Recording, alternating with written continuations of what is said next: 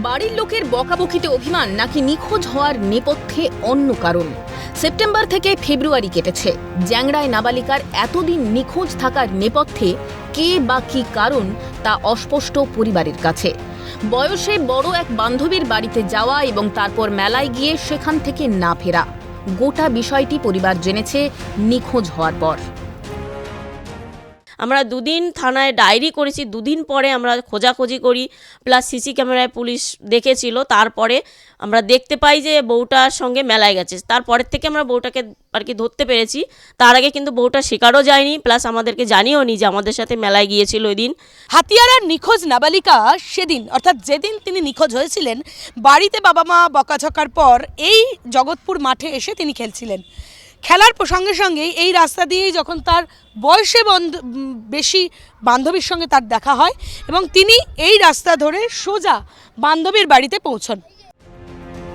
সন্দেহভাজন বান্ধবীর মায়ের দাবি, মেলায় কোনো এক পরিচিত মহিলা আছে, এই যুক্তি দিয়েই তাদের সঙ্গে ফেরেনি নাবালিকা, তারপরই নিখোঁজ। আমরা আবার ওই মেলার দিয়ে গেছি, তো ও আমাদের সঙ্গে যাচ্ছে। তো আমরা বললাম তুই ঘরে যা, তো আর ঘরে যাইনি। তো আমরা বললাম তোর মাটা খুঁজবে, তো তুই ঘরে যা।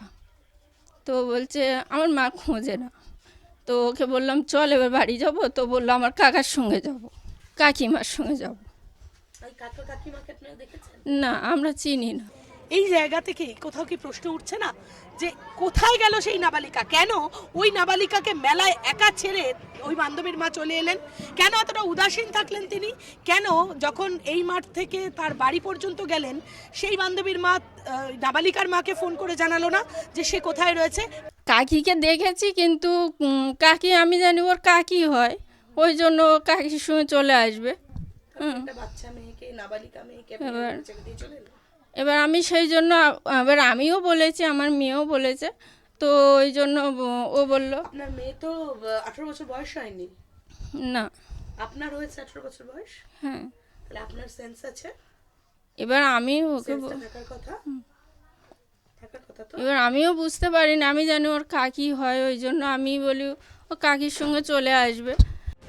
রহস্য জাগাচ্ছে নাবালিকার বান্ধবীর মায়ের ভূমিকা। সূত্রের খবর, তাকে জিজ্ঞাসাবাদ করেছে পুলিশ, কিন্তু নিখোঁজ হওয়ার নেপথ্যে কারণ কি তা নিয়ে ধোঁয়াশা। পুলিশি তদন্তে নতুন করে কিছু উঠে আসে কিনা সেদিকে নজর থাকবে। ক্যামেরায় সঞ্জীব চক্রবর্তীর সাথে অভিরূপা হাজরা, ক্যালকাটা নিউজ।